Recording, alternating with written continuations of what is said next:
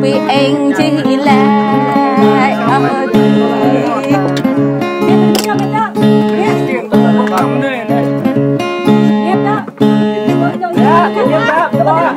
anh ở đây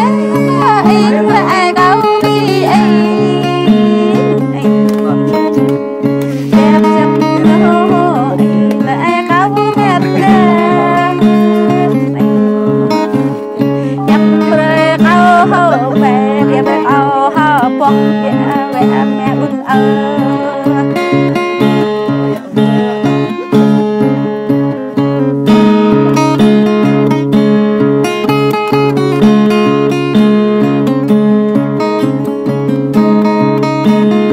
đâu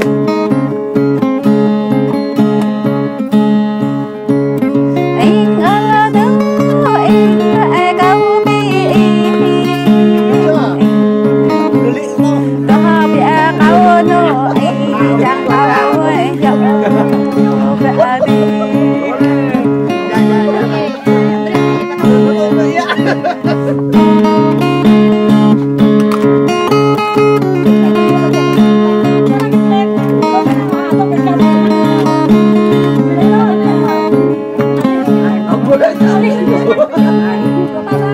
vì anh ghét nó ai đọc tiếp vì anh ghét nó ai nhập giang bắc vì anh ghét nó ai đọc giang vì anh ghét nó ai ban nhà giang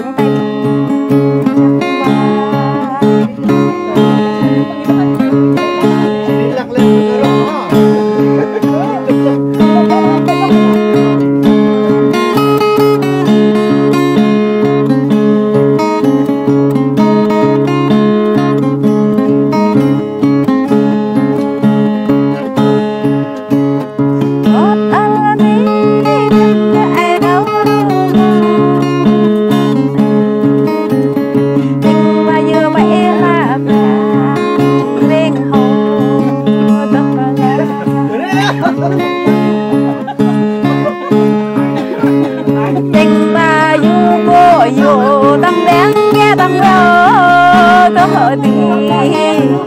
tình bà du cao hăng tông đàn thôn tớ thì